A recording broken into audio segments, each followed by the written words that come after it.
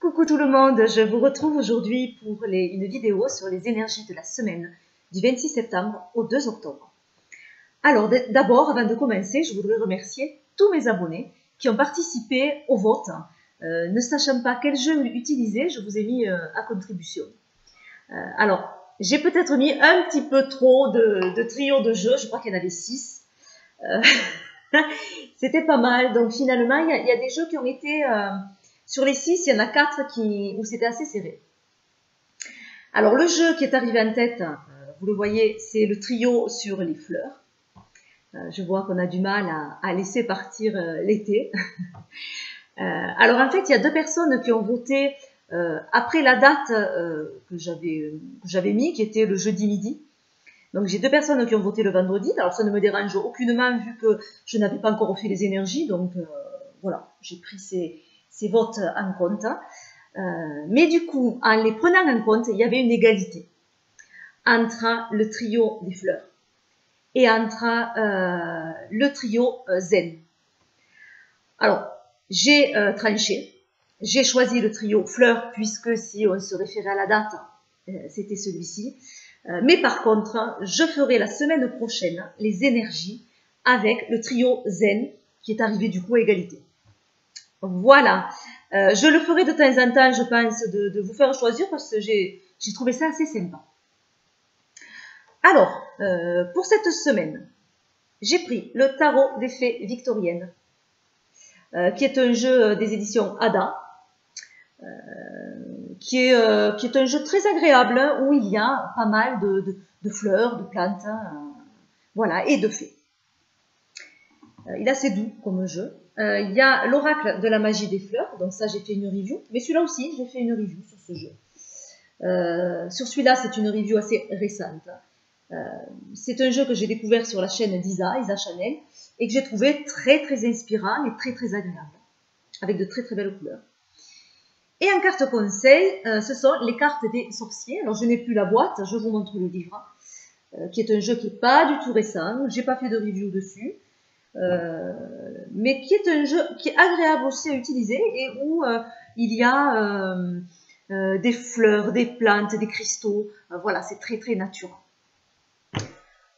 Voilà pour les jeux. Donc maintenant, je vais vous faire choisir entre 3 tas de cartes associées bien évidemment à des pierres.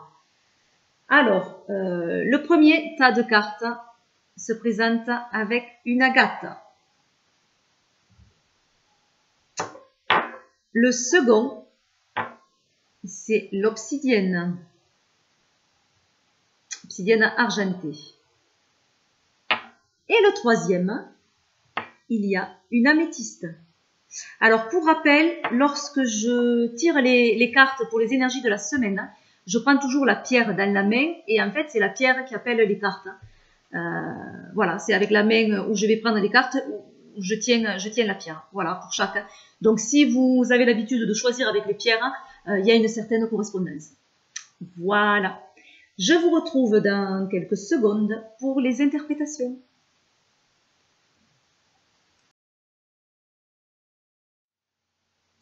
Alors, vous qui avez choisi ce premier paquet de cartes associé à l'agate, vous êtes accompagné cette semaine par Cora, la fée du Capricorne.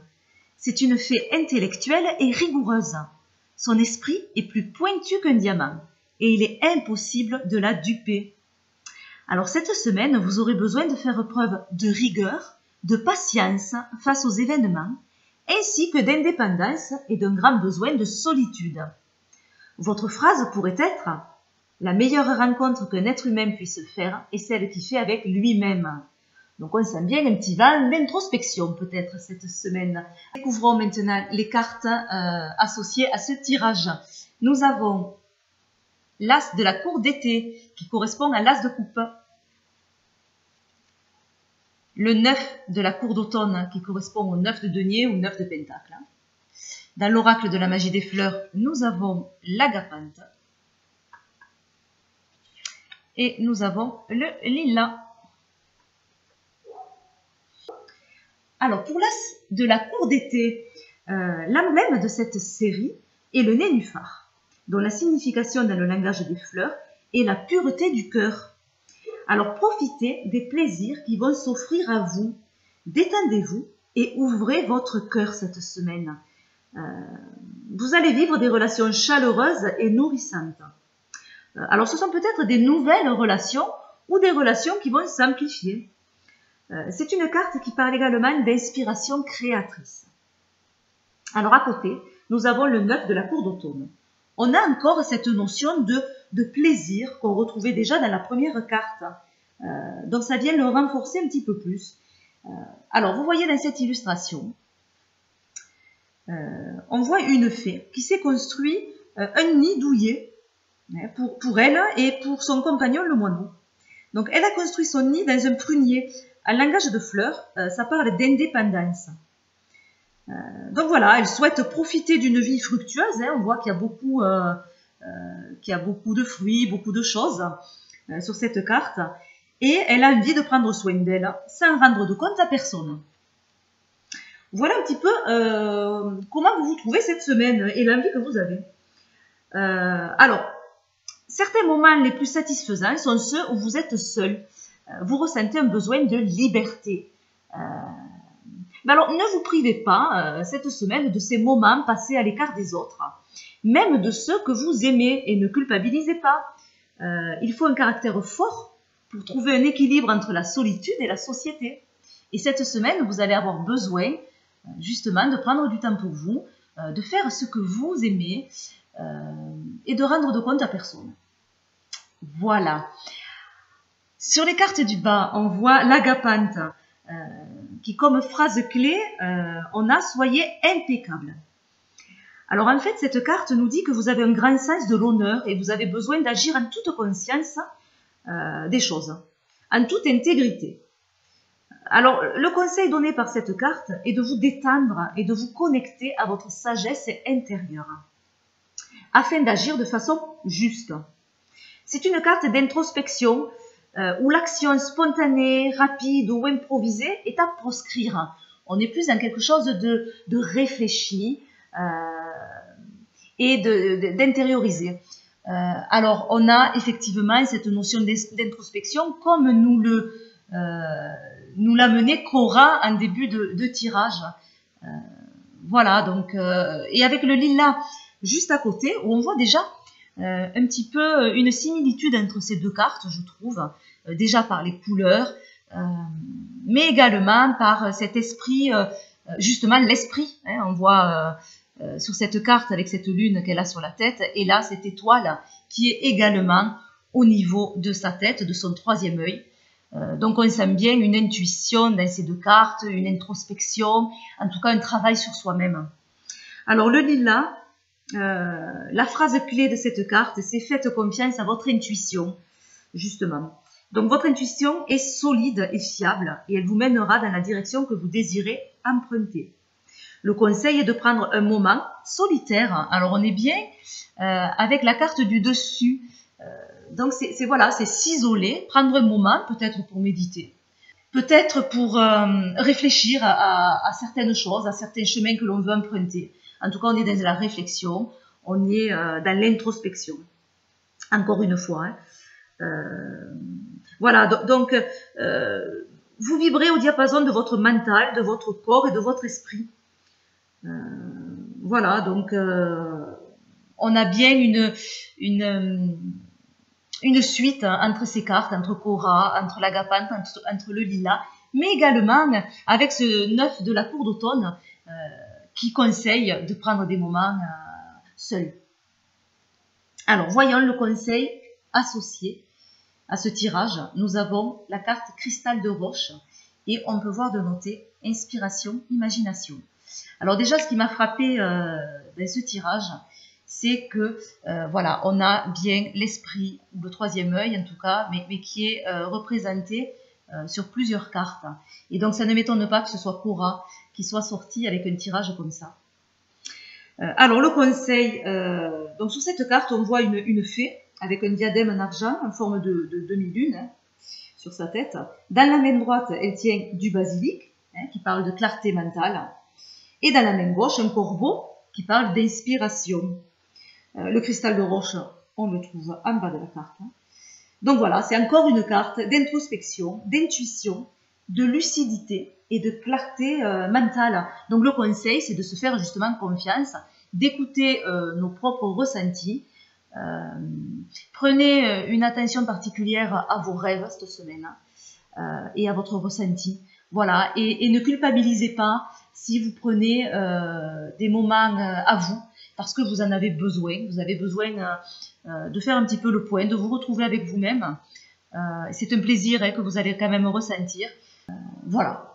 Voilà pour vous cette semaine. Nous passons au deuxième tas de cartes.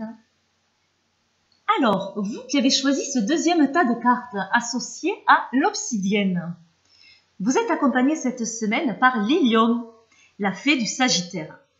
Elle aime la liberté plus que toute autre chose au monde. Cette semaine, vous aurez besoin de nouveautés et de métamorphoses. Les dons que vous allez développer sont le dynamisme, la jovialité, l'autonomie. Votre phrase pourrait être « Courez où vous voulez avec vos jambes et avec votre esprit ».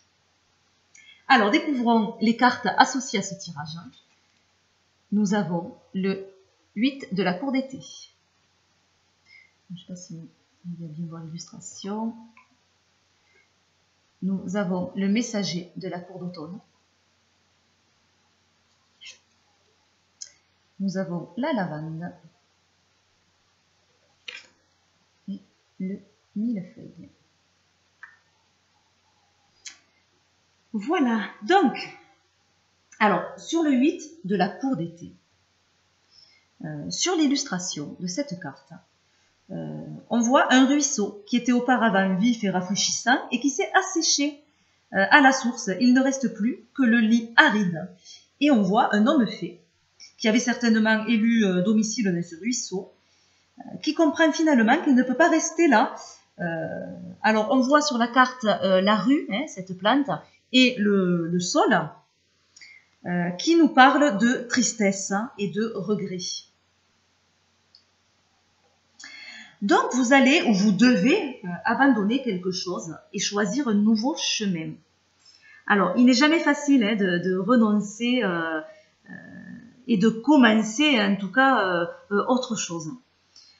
Donc, vous restez concentré sur ce qui n'a pas réussi, plutôt que sur ce qui pourrait arriver à l'avenir. C'est comme l'histoire du verre plein ou du verre vide. Donc, vous le voyez à moitié vide plus qu'à moitié plein. Alors, cette carte vous conseille de partir sans regarder en arrière. Soyez certain que même si vous ne pouvez pas le percevoir maintenant, vous vous dirigez vers des temps meilleurs. Et en fait, ce départ sera bénéfique pour vous, même si pour l'instant, vous êtes plus dans ceux qui n'a pas réussi, dans ceux que vous quittez, plutôt que vers quoi vous allez aller. Voilà, alors surtout avec le messager de la cour d'automne à côté, qui va nous dire que vous passez peut-être par une phase de réflexion, de questionnement, d'observation également. Vous êtes plutôt là dans le réfléchi. Vous avez besoin d'avoir une vision de votre projet dans l'avenir. Vous avez besoin de le visualiser, surtout au niveau matériel. Donc vous avez besoin de quitter une situation insatisfaisante, voilà. Mais pour l'instant, vous êtes peut-être peu sûr et vous avez besoin de clarifier certaines choses, d'équilibrer et de préparer un petit peu mieux les choses avant vraiment de pouvoir partir tout simplement. Même si vous en êtes conscient, pour l'instant, on est plus dans la réflexion et dans la préparation. Alors la lavande en dessous, la phrase clé de cette carte est « guérissez grâce à la joie ». Donc cette carte, elle va dire de laisser aller ses émotions, de les laisser s'écouler, de ne pas s'accrocher à elles et de ne pas les refouler non plus. On voit cette illustration où ce personnage il y a un lâcher prise, elle se laisse aller, elle tourbillonne au milieu de la lavande et elle profite du moment. Voilà, c'est un petit peu ça. Faites tout ce dont vous avez besoin pour libérer vos émotions et ressentir pleinement vos sentiments. Voilà, alors avec la carte d'à côté, le millefeuille, qui a comme phrase clé le bouclier protecteur. C'est en fait la libération des émotions négatives. Là aussi, on est un petit peu dans ces émotions. Alors là, on les laisse s'écouler. Et là, on nous parle également de libération. Donc, c'est un petit peu dans le même sens. Alors, si vous êtes préoccupé par qui que ce soit ou par quoi que ce soit, cessez de vous inquiéter. Ayez confiance. Vous êtes protégé. On voit ce beau bouclier. Croyez en votre bonne étoile et débarrassez-vous de la peur. Voilà, et c'est certainement cette peur qui bloque un petit peu et qui vous fait vous poser énormément de questions. Donc ayez confiance parce que vous êtes protégé, vous êtes guidé et lâchez prise, c'est vraiment le conseil de ces cartes. Alors on va voir justement un petit peu mieux la carte conseil avec les cartes des sorciers.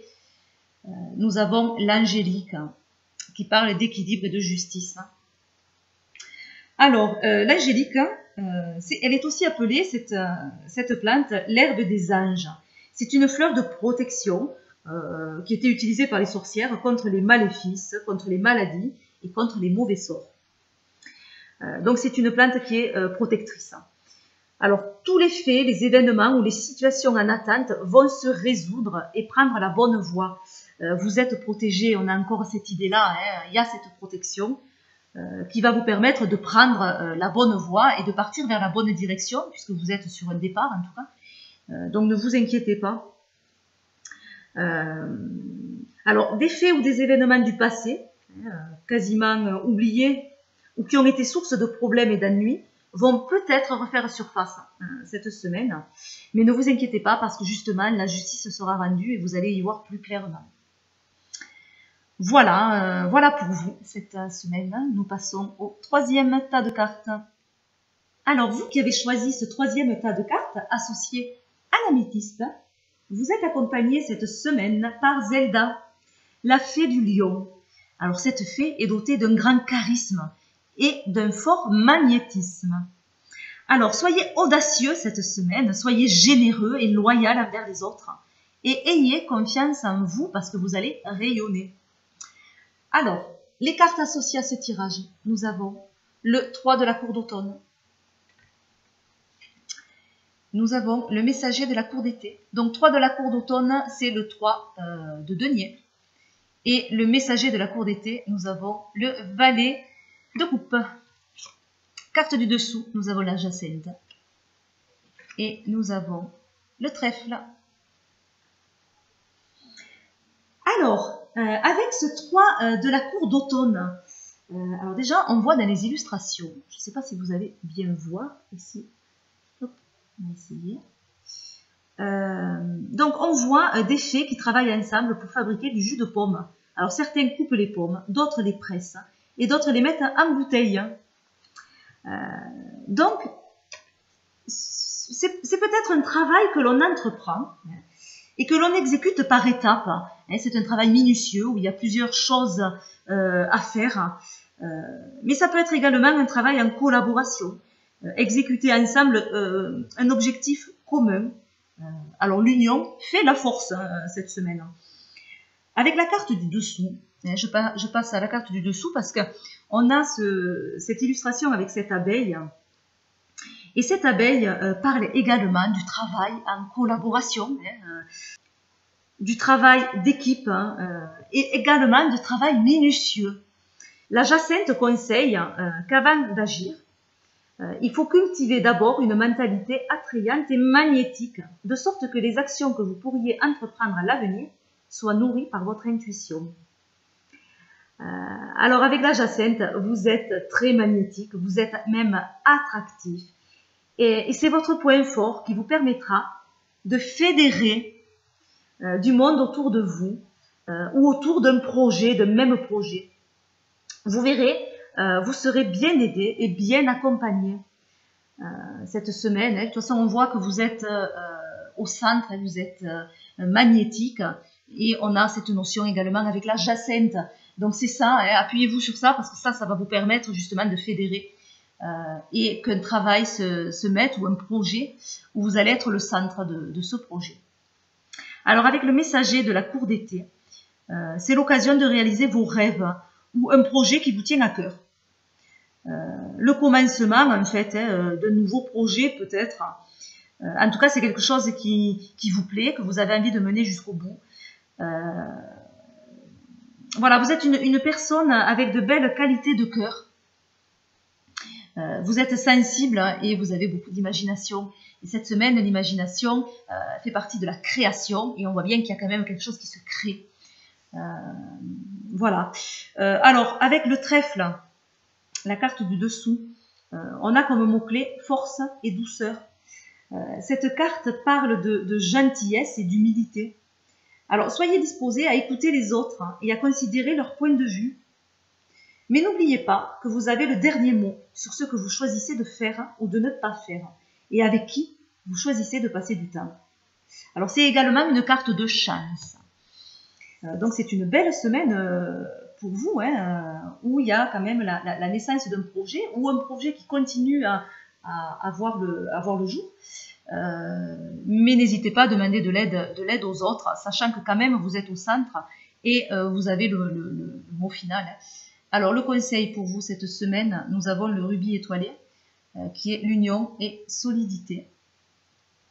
Alors cette carte est une carte qui parle de la force de l'union. Donc elle va très très bien avec ce 3 de la cour d'automne. Elle parle également de solidarité dans l'action et de faire les choses en harmonie avec les autres. Alors, des nouveaux projets, parce qu'elle parle également de projets. On voit ce couple qui projette certainement une vie en commun. Donc, elle parle de nouveaux projets qui vont perdurer dans le temps et qui vont se consolider progressivement. Donc voilà, cette semaine, vous avez les capacités en termes d'énergie à concrétiser un projet qui vous tient à cœur. Donc n'hésitez pas à demander de l'aide, à vous faire accompagner, tout en gardant le contrôle de votre projet. Voilà pour vous cette semaine. Je vous souhaite à tous une excellente, une douce semaine. Je vous fais plein de gros bisous et je vous dis à bientôt pour de nouvelles vidéos. Bye bye.